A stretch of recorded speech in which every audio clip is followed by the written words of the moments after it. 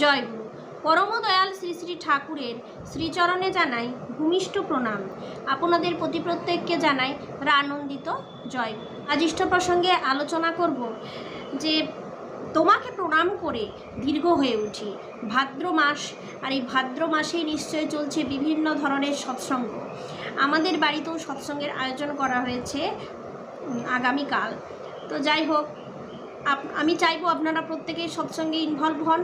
সৎসঙ্গে involve এই সময়, এই সুযোগ যতটা পারি ঠাকুরের কাজের সাথে নিজেকে যুক্ত করতে থাকি আর ঠাকুরকে স্মরণ মনন করে চলি। সময়টা বড় সুখের ছিল না। পৃথিবীর গভীরতর অসুখ তখন। করোনার কর্কট সংক্রান্তিকাল। মৃত্যুর মিছিল উন্মত্ত ক্রন্দন প্লাবিত করছে বিস্তৃত আকাশ। যাপনের সুর স্তব্ধ হয়ে আসে। চোখের সামনে থেকে যেন সূর্য খসে পড়ল। রূপহীনা ধরিত্রী, বিষাক্ত বাতাস। SMS এর অর্থ স্যানিটাইজার, মাস্ক আর সোশ্যাল ডিস্ট্যান্স। দূরত্ব বাড়ছে, হৃদয়হীন মানবতা। চোখের আড়ালে চলে গেলেন তার পিতৃদেব। বন্ধুর পথ মসৃণ নয় মোটেই। রুক্ষ কর্কশ রাস্তা, এই অভিশপ্ত যুগ পায়ে হেঁটে হেঁটে পার হওয়ার অভিপ্সায় তিনি হাতে তুলে নিলেন প্রিয় পরমের আলোকবর্তিকা। একা নয়, আরও অনেককে নিয়ে ছন্দের মৃদঙ্গ বাজিয়ে গাইলেন ভোরের বৈতালি। এবড়ো খেবড়ো ভাঙাচোরা পথ ধরেই লক্ষ কোটি মানুষের স্বার্থে অসীম প্রত্যয়ে এগিয়ে চলা আগামীর দিকে। প্রখর রোদ্দুরে সমস্ত দেহ যেন বা দগ্ধ হয়ে আসে। তবু অটল অচ্যুত বিশ্বাস তার। আশাবাদের সবটুকু নিয়ে সুরারোপ করলেন পিতৃদেবের লেখা গানে। জগতের প্রতিটি অস্তিত্বের বনগহনে ছড়িয়ে গেল সেই স্নিগ্ধ গভীর সুর। আমার গানের সুরে চেতনার সাড়া, আবার সবুজ করে সংসার সাহারা। বড়ই প্রতীকী মনে হয়, সবাই যে তার পরিবারের অংশ। অন্তত তিনি তাই মনে করেন। কাঁধে তুলে নিলেন সমস্ত দায়িত্ব। আমরা শুনলাম তার কুম্ভকণ্ঠের বজ্রবাণী। শোকের আকর্ষণ নাই, কিন্তু শোকে বিকর্ষণ আছে। যেটা হারিয়েছে তার মতন হারিয়েছে। আমাদের চলা পুরুষোত্তমকে নিয়ে। আমরা পুরুষোত্তম ধামে আছি। আমরা শ্রী শ্রী ঠাকুরের মানুষ। আর এই মানুষ যারা, তারা কখনো শোকের আবহে থাকে না।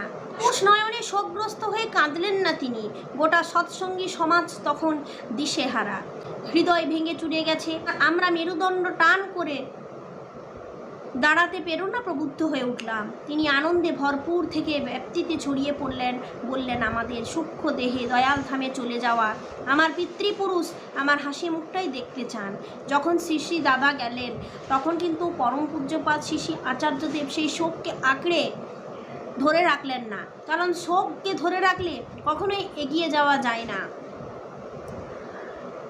আমরা শোকগ্রস্ত হয়ে থাকলে তারা স্বস্তি পান না।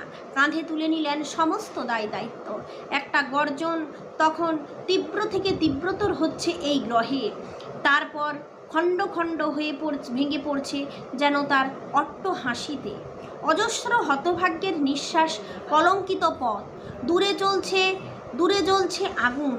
লেলিহান অগ্নিশিখায় পুড়ে খাক হয়ে যাচ্ছে নাম না জানা লাশের পাহাড়।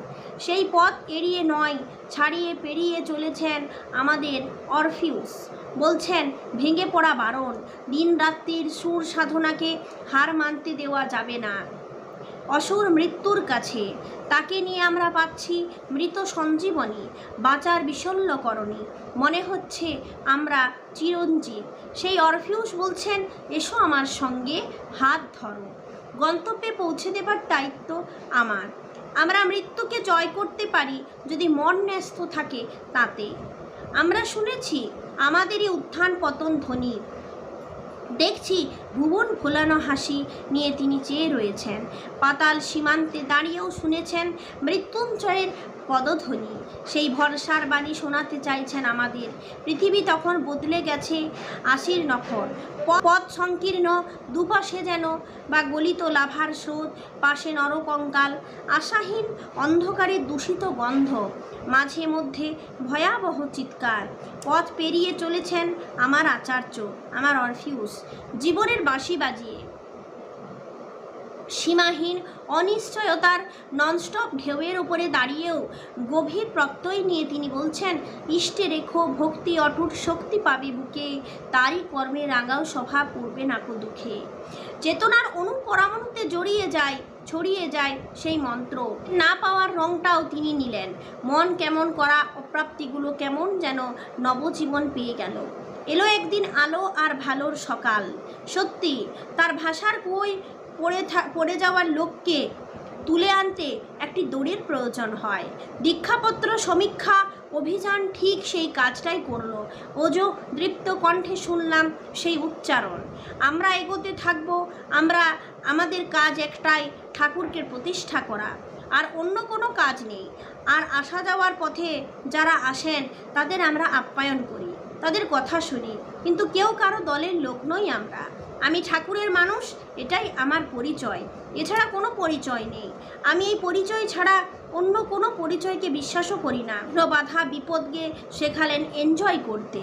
জীবনের বিবর্ণ পরিচয় একসময় বর্ণ পরিচয় হয়ে উঠল। যা কিছু অজানা, যে মানুষ ভীষণ, তার প্রতি তার দুর্নিবার আকর্ষণ। সেই জীবন নদীর উৎস সন্ধানে চলেন তিনি। বেছে নিলেন মাটির কাছাকাছি আসনটি, আর সেইখানে ফুটে উঠল কত তারার ফুল, লুটিয়ে পড়ল কত হিংস্র পশু। নদীর স্রোতে ভাসিয়ে দিয়ে তরি আজ বুঝি সে আমার কাছে আসে। সফল হলো আমার পথ যাওয়া, ভরল সে মন উচ্ছ্বাসে। আচার্যদেব আমাদের কিন্তু একটা কথা বারবার বলছেন, কোনো মতে আমাদেরকে ভেঙে পড়া চলবে না।